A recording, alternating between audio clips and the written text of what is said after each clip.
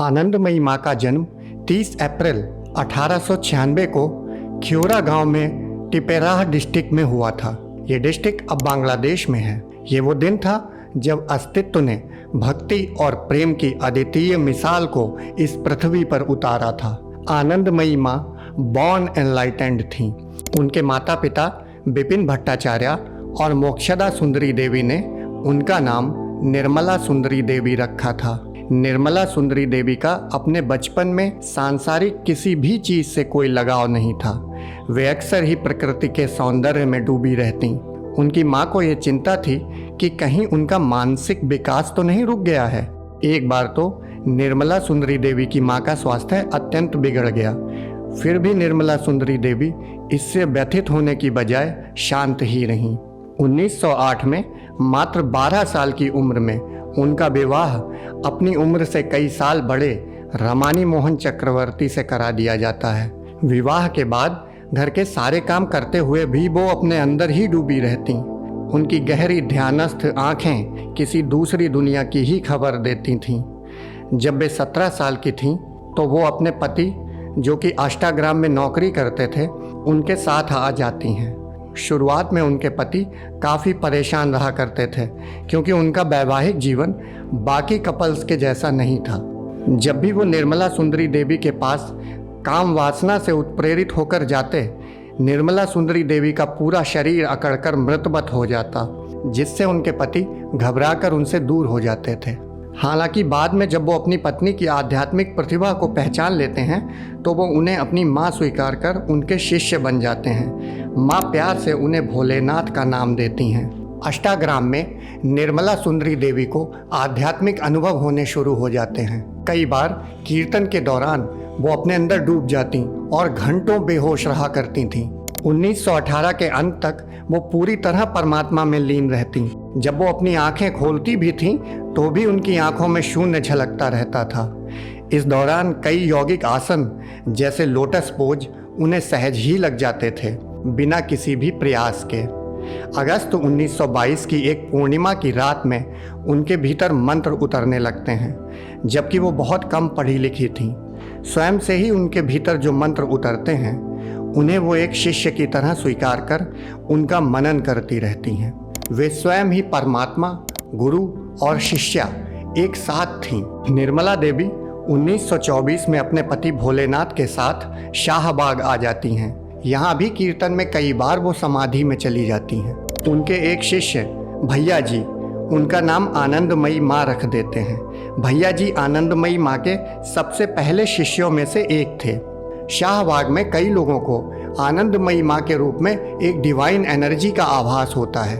आनंदमयी माँ स्वयं के लिए हमेशा एक छोटी बच्ची या ये शरीर ही संबोधित करती थी। आनंदमयी माँ के सन्यासियों को उनका ध्यान बच्चों की तरह रखना पड़ता था। वो परमात्मा में इतनी लीन थी कि कई बार वो खाना पीना तक भूल जाती थीं और उनके सन्यासियों को अपने हाथ से उन्हें खिलाना पड़ता था। आनंदमयी माँ बाद में देहरादून आ जाती हैं।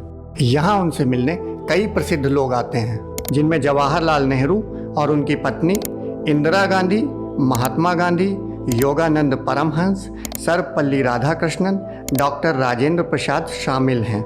इंदिरा गांधी उनसे कई बार आध्यात्मिक सलाह लेने आती थीं, पर ऐसा प्रतीत नहीं होता है कि उन्होंने इस आध्यात्मिक सलाह का अपने जीवन में कोई उपयोग किया हो। फ्रांस के एक डॉक्टर अब्राहिम जैकब वाइनट्रैप, जो सिर्फ 2 महीने के लिए भारत आते हैं रमन महर्षि से मिलने के लिए, यहाँ उनकी मुलाकात आनंदमयी माँ से भी होती है। आनंदमयी माँ की दिव्यता का ऐसा प्रभाव उन पर पड़ता है कि वो हमेशा के लिए भारत में रह जाते हैं। वो स्वामी विजयानंद के नाम से माँ के सन्यासी बन जाते हैं। जब योगानंद परमहंस अपनी book an autobiography of a yogi में आनंदमयी माँ का जिक्र करते हैं तो उनकी ख्याति विदेशों तक फैल जाती है। कई विदेशी तो बस माँ का फोटो देखकर ही उनसे मिलने भारत आ जाते हैं। कुछ विदेशी लेखकों ने आनंदमयी माँ के ऊपर किताबें भी लिखी हैं, जिसमें अलेक्जेंडर लिप्स्की की life and teachings of Shri Anandamayi Ma, Melita Maisman की encountering bliss, my journey to India with Anandamayi Ma प्रमुख हैं। वैसे तो आनंदमयी माँ किसी प्रकार के चमत्कारों की बात नहीं करती थीं, पर उनकी करुणामयी और करिश्मेटिक प्रेजेंस ऐसी थी कि उसकी उपस्थिति में कई बार कुछ बातें ऐसी घट जाती थी जो लोगों को चमत्कार जैसी प्रतीत होती थी। आनंदमयी माँ कितनी ज़्यादा अतीन्द्रिय में लीन थी, इसका अंदाज़ा आप तब लगा सकते हैं जब योगानंद परमहंस से आनंदमयी माँ उनके आश्रम में मिलती हैं।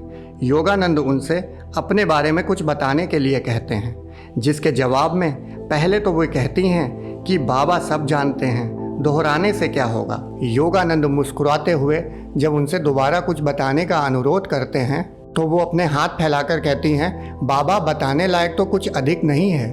मेरी चेतना इस नश्वर देह के साथ कभी एक रूप नहीं हुई। इस पृथ्वी पर आने से पहले मैं वही थी।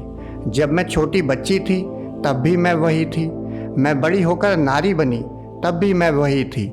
जिस परिवार में मेरा जन्म हुआ था उन्होंने जब इस देह का विवाह रचाने की तैयारी की तब भी मैं वही थी। और बाबा आपके सामने अभी मैं वही हूँ।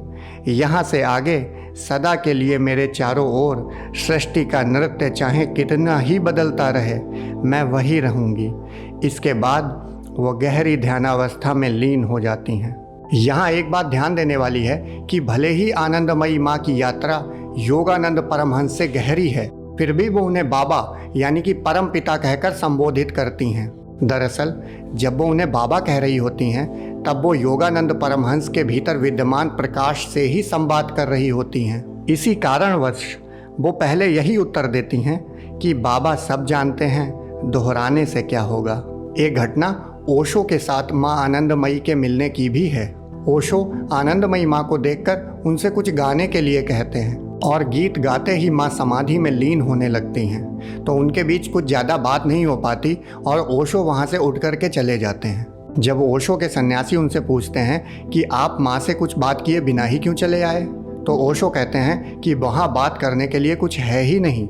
ये प्रकरण सुन के मुझे ओशो की वो बात याद आती है कि ओशो कहा करते थे कि पूर्ण कभी पूर्ण से संवाद नहीं करता। कई बार बुद्ध और महावीर एक ही सराय में ठहरे लेकिन उनके बीच मिलना नहीं हो पाया। बुद्धों के मूल स्वरूप ऐसे शिखर पर होते हैं कि उनके बीच मिलना संभव नहीं हो पाता। आनंदमयी माँ अपने बचपन से ही परमात्मा के प्रति लीन थी। असल में कई साधक अपने साधना काल के दौरान परमात्मा के बिल्कुल करीब पहुँच जाते हैं, मान लीजिए कि जैसे 99% तक। पर अगर किसी कारणवश उनका शरीर छूट जाता है, जैसे कि उनकी हत्या हो जाए या शरीर इस लायक ना रह जाए जो आगे यात्रा कर सके, तो वो अपना 1% पूरा करने के लिए एक जन्म और लेते हैं। और ऐसे साधकों की यात्रा कई बार तो जन्म लेते क्षण ही पूरी हो जाती है और वो बॉर्न एनलाइटेंड हो जाते हैं। अलग अलग व्यक्तियों की अलग अलग उम्र पे वो 1% बची हुई यात्रा पूरी हो जाती है। ऐसे लोगों में काम, क्रोध, लोभ, मोह, ईर्ष्या, द्वेष और अहंकार का वेग भी बहुत कम होता है, क्योंकि वो इसे अपने पिछले जन्म में ही 99% तक साध चुके होते हैं। आनंदमयी माँ के उपदेशों में उनके भीतर से रसरूपी परमात्मा उद्घाटित होता है। यहाँ जो चित्र मैं आनंदमयी माँ का आपको दिखा रहा हूँ, जरा आप इसे ध्यान से देखिए। इसमें परम शून्य के अतिरिक्त आपको और कुछ भी नज़र नहीं आएगा। उनकी आँखों को देखने मात्र से ही ध्यान घट सकता है। वो परमात्मा की अनंत शून्यता का दर्पण है। अगर आपको हमारा कंटेंट पसंद आया हो तो आप इस वीडियो को लाइक और हमारे चैनल को सब्सक्राइब कर सकते हैं। आप सभी मित्रों का धन्यवाद।